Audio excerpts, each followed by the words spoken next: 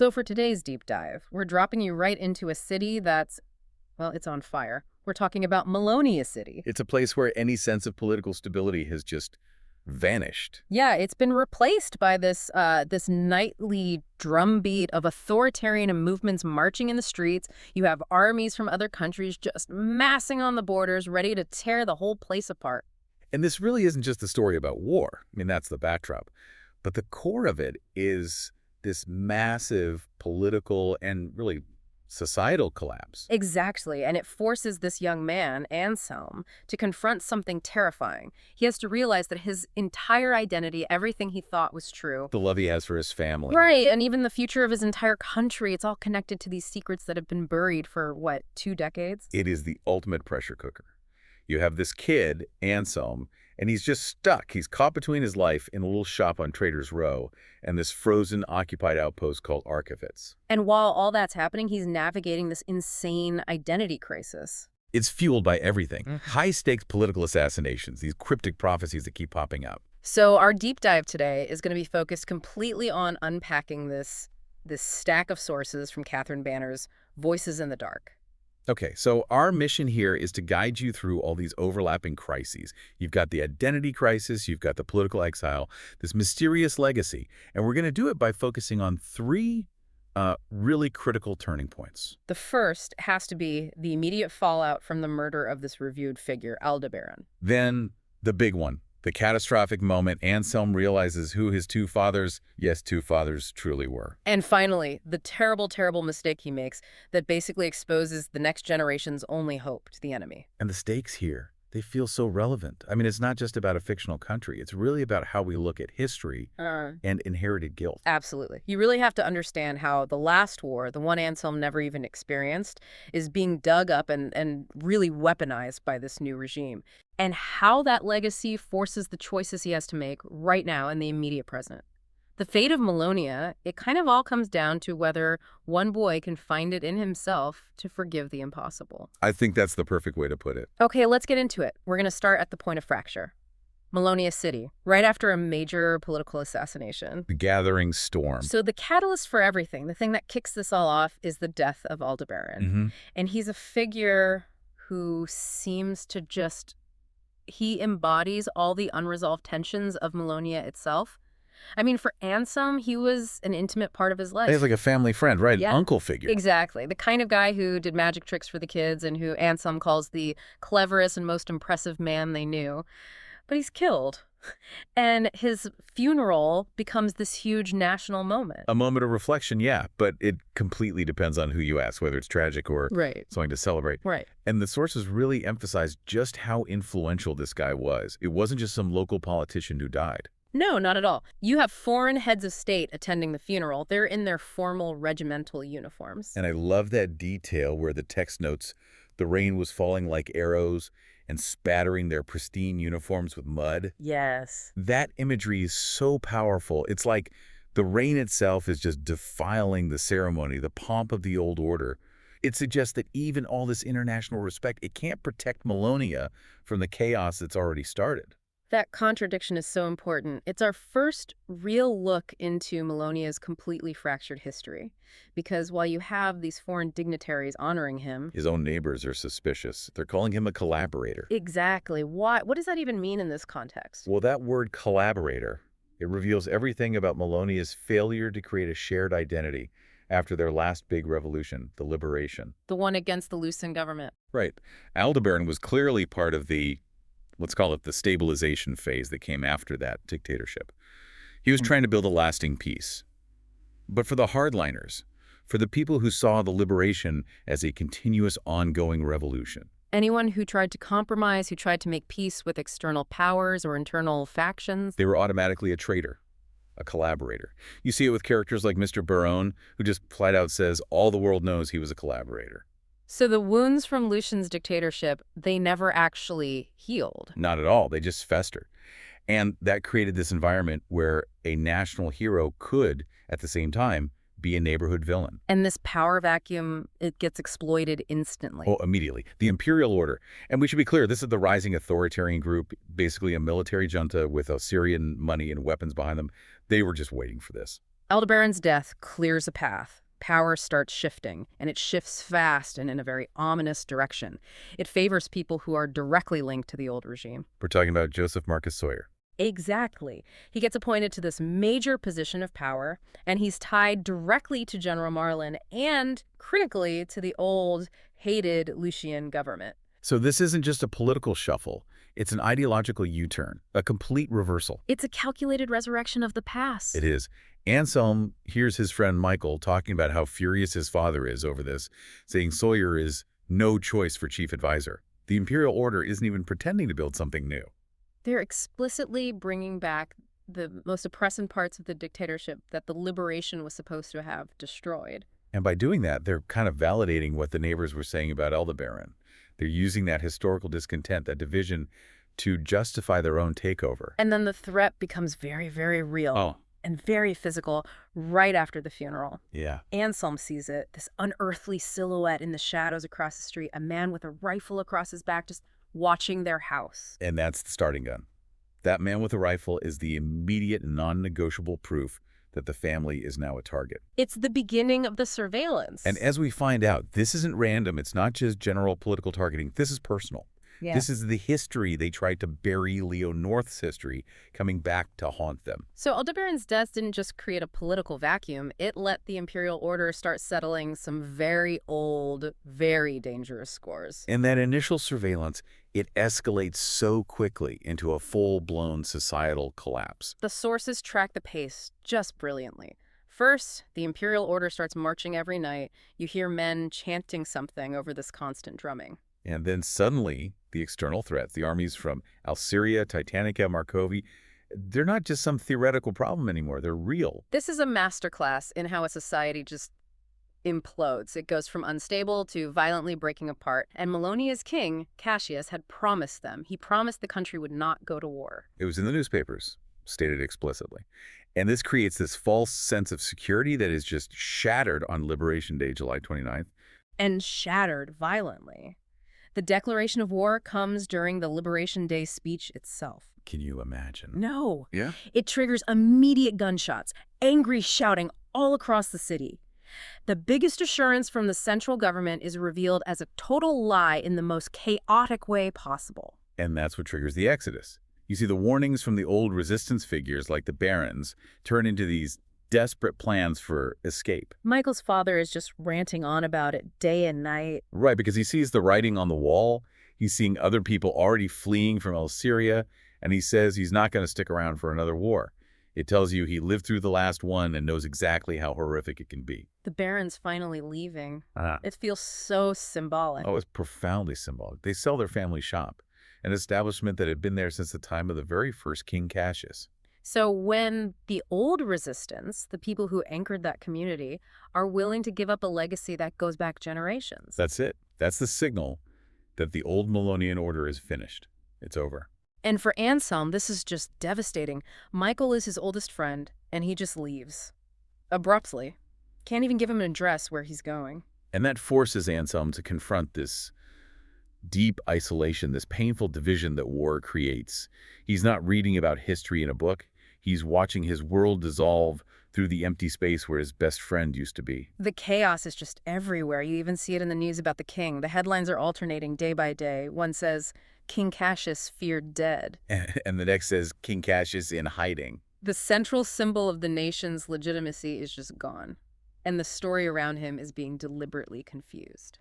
Well, the instability is the point, isn't it? When people are confused about who their leader is, when the media is recording contradictory things, they're so much easier to control, to subdue. The city is paralyzed. Anselm even notes it in his class. Half the students just stubbornly sit down during the new national anthem. They're realizing it.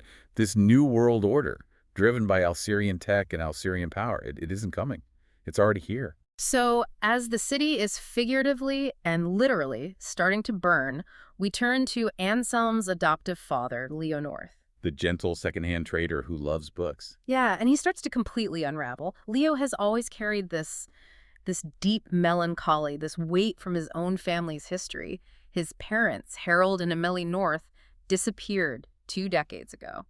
And Leo is just so restless. He's constantly smoking. He's always looking for some kind of anchor in books, maybe hoping to find a clue about his missing father, Harold, who was a writer. That desperation, that need for connection, it explains why he latches onto this strange gift that Aldebaran leaves him. The book. The book, a cryptic, battered old hardback called The Darkness, has 1,000 voices by Harlan Smith. And he clings to it. He's convinced it's a clue. Yeah. Maybe his father wrote it under a pseudonym. He says the voice in the text feels familiar. It just highlights this profound, almost pathological need he has to solve this 20-year-old mystery. But his personal grief has to take a back seat to the immediate danger. It does. The constant drumbeats of the Imperial Order, the wanted posters going up with lists of unknown revolutionaries, and this chilling constant surveillance by a man in blue with a gun. It finally breaks him. And all that political pressure forces him to confess a secret that he has guarded for 16 years. This confession is the moment Anselm's entire world pivots. Leo pulls him aside, and he whispers this devastating truth. 16 years ago, I shot a man. He was an important man in Lucien's government. And not just that. He tells him the Imperial Order has a massive price on his head. Thousands and thousands of crowns. It's the moment the facade just collapses. Leo was never just a quiet secondhand dealer with some boyish allegiance to the resistance. No, he was an active combatant, a political killer. The source material is very clear that his involvement ran much deeper than Anselm ever imagined. And his confession is delivered with this profound sense of fatalism. He condemns himself. His immediate reaction is to flee. He has to get to Holy Island, and he sees it as justice for what he did. He tells Anselm, I always had it coming to me. He's sentencing himself. It's the ultimate act of self-sentencing. He's putting his family's safety above his own presence because he knows that just by being there, he's the biggest threat to them. He tells Anselm to pack up the shop, rent it out, basically abandon his entire life and identity. And his flight confirms everything. That man with the rifle, the nightly marches, the return of Lucien's political allies. It was all because Leo North Pass was finally catching up to him. And he leaves Anselm with this impossible moral dilemma. The man he loves most in the world is a fugitive and a killer. And that bombshell from Leo, Yeah. it just perfectly sets the stage for the next revelation, which is somehow even more devastating. Yeah, the chaos of the war forces Anselm to stop worrying about his adoptive father's future for a minute and start digging into his own forgotten past. And the narrative is so clever here. It uses the opportunism of the war itself to make this discovery happen. The new regime moves in, and they're personified by this one figure, Jared Wright. He moves in to take the shop the Barons abandoned. Exactly. The void is filled. And Jared Wright is so crucial. He's the physical embodiment of this New World Order. He is. He's got the gold-toothed smile, the Osirian accent. Yeah. His shop is stocked with valuable items in war literature, specifically portraits of a man named Ahira de Fiore. He is the face of new money and collaboration. He is profiting from Melonia's defeat. He's just such a stark, uncomfortable contrast to the quiet, melancholy world of Leo and the Barons. But what's really unnerving is how quickly he recognizes Anselm. And he starts making these thinly veiled comments, revealing he has a past history with Anselm's mother, Maria Andros. Yeah, he says they were childhood acquaintances, and that Maria was, get this, engaged to the youngest son for a day, and that son's father was a big shot in Lucien's government. This just floors Anselm. He's forced to realize his mother had this whole other life, this high society past that's a world away from Traitors' Row. And it confirms that Anselm's own existence is tied up with the political elite of the regime everyone hated. So, spurred on by what Jared knows and the fact that his adoptive dad is a killer, Anselm finally confronts his own lineage. And he discovers the truth about his biological father, Jean-Christophe Ahira de Fiore. The shock of seeing a portrait of this man and realizing his face it's his own face. That eerie, immediate connection, it must have been staggering. And just like Leo's guilt, Ahira's tragedy is physically marked on the city. He was shot outside of their old home on Citadel Street, a place that's now vandalized with this ominous slogan, "This is the place." It puts Anselm right at the epicenter of the historical conflict. The death of a key figure from the dictatorship happened literally on his old doorstep. And who serves as the source of information on Ahira de Fiore. Jared writes, of course, conveniently. He gives this biased, but probably insightful take on Ahira. He paints him as this deeply conflicted figure. He came from a noble family of the de Fiores, but they disowned him because of his political allegiances.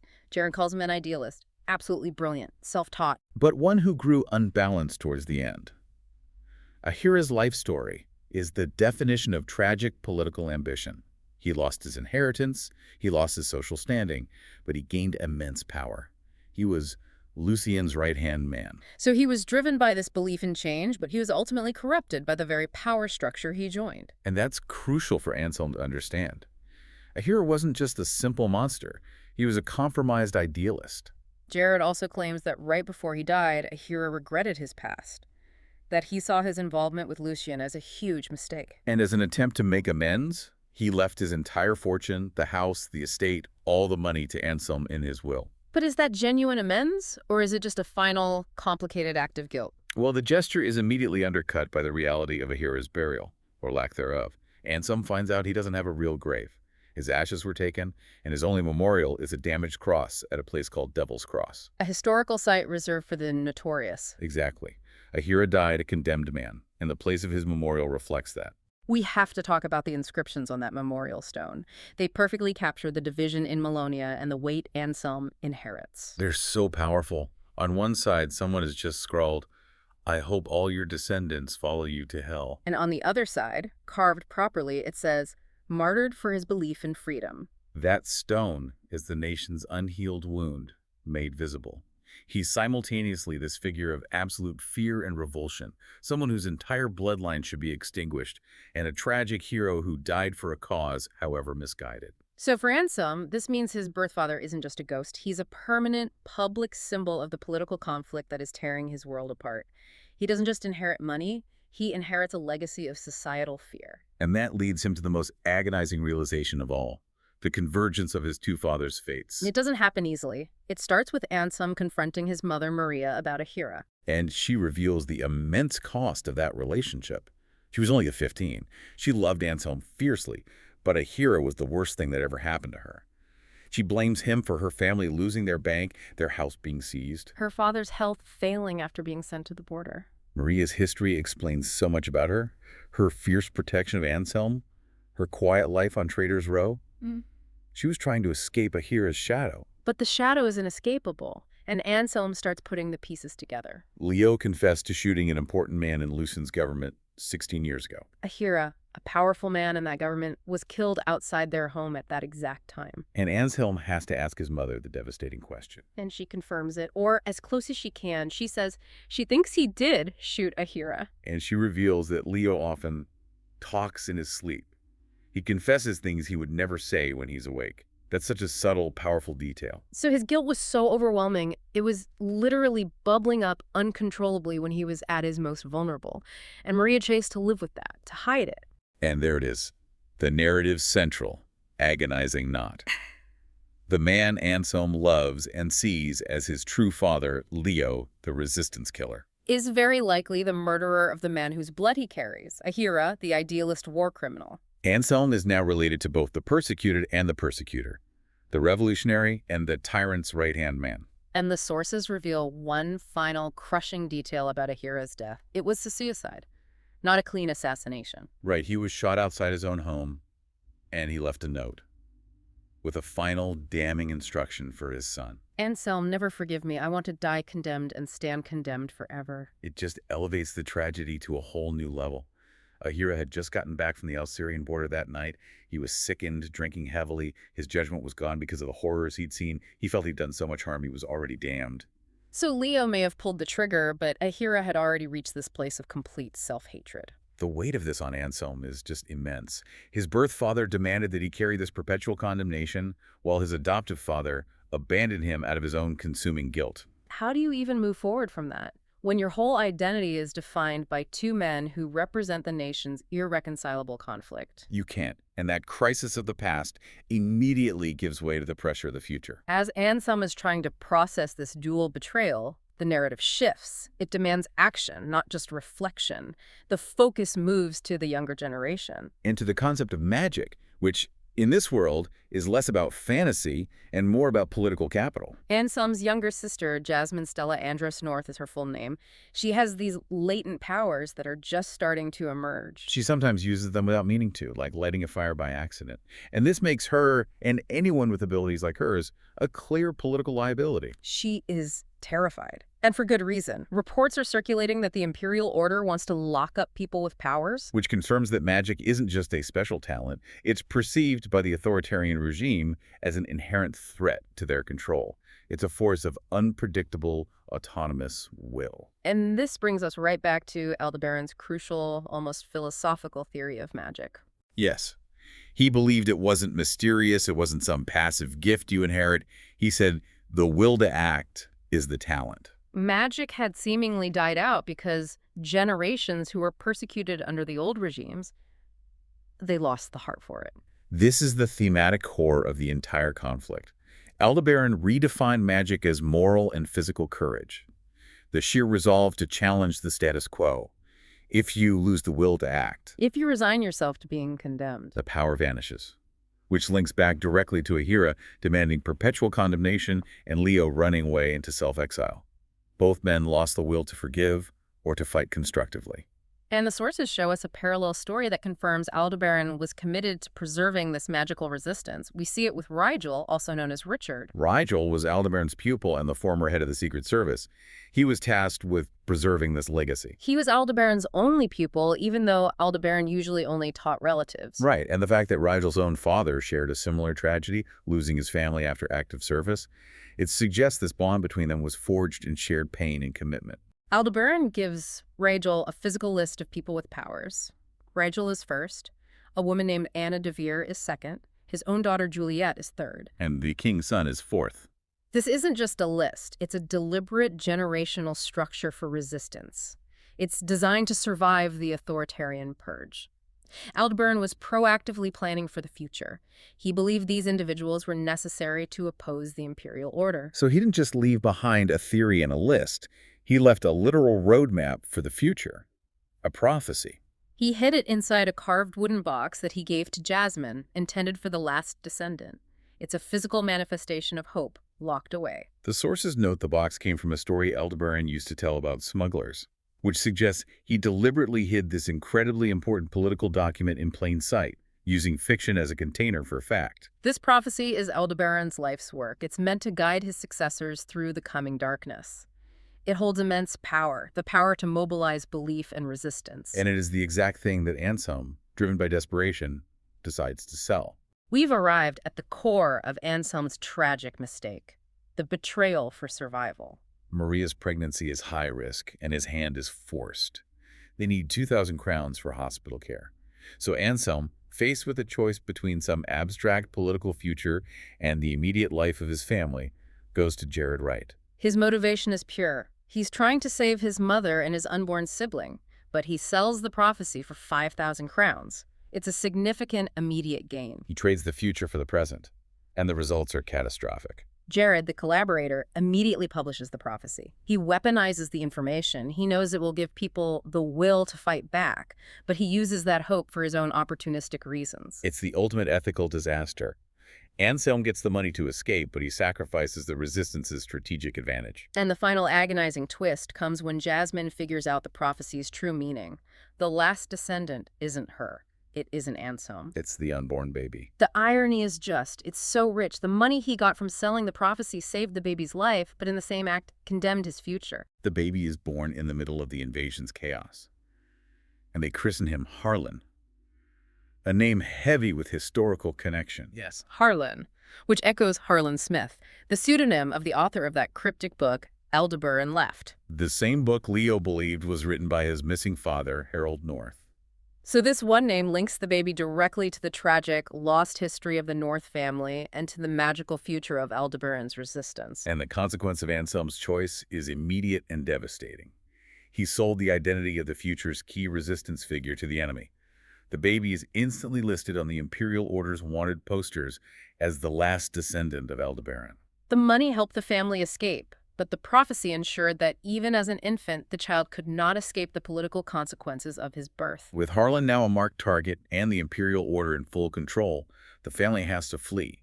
And this begins Anselm's self-imposed exile. An act that's driven equally by his guilt and this desperate search for some kind of meaning. Maria, despite the trauma of childbirth and being sick, she insists they leave for Holy Island immediately. The city is lost, it's being looted, there are Alcerian roadblocks everywhere. She prioritizes the absolute safety of the children above everything. And Anselm, just consumed by guilt over selling the prophecy, uses the rest of the money to get passage for his mother, Harlan, Jasmine, and his grandmother. He tells him he'll catch the next coach, but his decision to stay behind? It's an act of penance, but it's also a commitment to action. He can't run, not until he resolves the foundational conflict that created him. His lingering goals are twofold. Find his friend Michael. The symbol of active resistance. And understand Ahira, the symbol of inherited guilt. He's left with nothing but the clothes on his back, Aldebaran's medallion, Leo's papers, and a little bit of cash. He is consciously choosing destiny over safety. And his journey away from Bologna is just marked by confusion in these chance encounters, most notably with this old man, Mr. Hardy. Who at first uses the false name Harlan, which is, what a coincidence. A huge one. He's suffering from a fatal illness. He's looking for his own family. And this is where the deeply interwoven nature of these sources really rewards you. Mr. Hardy, who uses the same name as the newborn baby, is revealed to be Leo's stepfather. The man who married Amelie North after she and Harold North separated 2 decades ago. It connects Anselm's journey all the way back to Leo's original source of grief, that unresolved mystery of his missing parents. The name Harlan, used as a pseudonym by Mr. Hardy, the name of the author in the book, the name of the baby. It creates this chain of lost identities and pseudonyms across 2 generations. It suggests that the North family's history of revolutionary involvement in flight is just as messy and broken as the Andros and Ahira saga. Mr. Hardy even confirms Anselm's inner suspicions about Leo, that he was also a wanted man who changed his identity. It establishes this historical precedent for Leo's own path of self-condemnation and flight. And Anselm finally understands. All the pain in his life, it comes from 2 sides of the same revolution, the resistance and the regime they fought. And both paths led to secrecy and tragedy. He finally reaches Arkovitz in the northern passes. And it's a harsh, drab, gray place, already under Alcerian occupation. The change of scenery is dramatic. He's forced into this brutal, monotonous manual labor in a factory. This period in Arkovitz is designed to be just, physically and mentally dehumanizing. The repetitive work, checking rivets on conveyor belts, it's so numbing that the sources say his arms move by themselves in his sleep. His intellectual chaos is replaced by physical stupor. But even there, the war finds him through fragmented news. He sees the same alternating headlines about King Cassius and realizes the political rulebook is just gone. The uncertainty he saw in Malonia has followed him. It shows him there's no safe place, only places where the action is different. And his internal search continues, specifically for Ahira's spirit. He confirms that Jean-Christophe Ahira de Fiore is not buried there. But even without a body, Anselm feels his spirit so intensely. He dreams he's Ahira. He feels that older and tougher soul. He carries a scar across his face. He can't separate his own existence from the war criminal's guilt. It's a psychological reckoning. He has to inhabit his father's darkness to truly understand it. He doesn't find the physical remains, but he finds this internal recognition of Ahira's deep regret and self-condemnation, the very state Ahira wanted to be in when he died. But crucially, while he's in Arkovitz, Anselm learns about the resistance. People are talking about gangs of revolutionaries hiding in the hills, actively fighting the occupation. And he realizes that Michael, his friend who never wanted to keep his head down, is probably with them. And that realization gives him a clear path forward, a path for his own will to act. He makes a conscious choice about his future loyalty. He came to Arkovitz to understand Ahira, but the future lies with Michael and the resistance. And he makes his final, defiant act of agency. He rejects the condemnation Ahira asked for. Despite Ahira's dying wish to die condemned, Anselm chooses to forgive him. He recognizes he cannot live his life consumed by inherited guilt. He says it so beautifully. Love never lets you go, my brother. It never lets you lie down and rest. This is Anselm asserting his own moral authority over his father's demand for eternal punishment. And this choice is ultimately rooted in faith. He remembers Aldebaran's wisdom, shared by Father Dunstan. He does not treat us as our sins deserve or repay us according to our iniquities. He applies this idea of divine forgiveness meant for God to his own deeply flawed human father. It's a monumental self-defining step. By seeking out Michael, he commits himself to action and hope. He's rejecting the resignation and condemnation that consumed both Leo and Ahira. His choice fulfills Aldebaran's definition of magic, the sheer, courageous will to act against the gravity of history. He chooses to define himself by his actions, not by his ancestry. So we've followed Anselm through this agonizing journey. It's a path defined by political collapse, personal betrayal, and just this overwhelming identity crisis. Yeah, his story is a powerful demonstration that when society breaks down, your personal legacy becomes the most volatile, the most dangerous currency you have. The irony that defines his life is just absolute. His adoptive father, Leo, the resistance killer, shoots his biological father, Ahira, the idealist war criminal. Both of them products of the same foundational conflict that tore Melonia apart. Anselm inherits the blood of the condemned and the guilt of the killer. And the fate of the last descendant, the newborn Harlan, just rests so precariously on the balance of these opposing legacies. The North family's revolutionary secrecy on one side, and the De Feur family's tragic, high society corruption on the other. But Anselm's ultimate act of agency for giving Ahira and choosing to seek out Michael in the resistance, that defines his own will to act in a dying world. Which brings us all the way back to Aldebaran's core philosophy. The true talent for survival isn't the magic that Jasmine has, or the money Anselm briefly got from selling the prophecy. The true talent is the sheer deliberate will to forgive the impossible, to choose hope and action over fatalism and resignation. Anselm's journey is proof.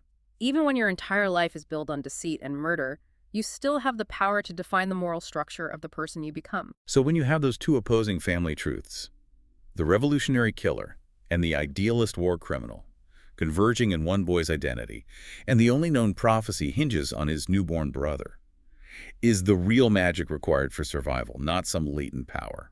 But instead, the sheer human capacity to refuse the cycle of condemnation, to refuse to condemn the past, and to refuse to condemn yourself. Think about that tension between inherited guilt and chosen action as you consider the challenges in your own life.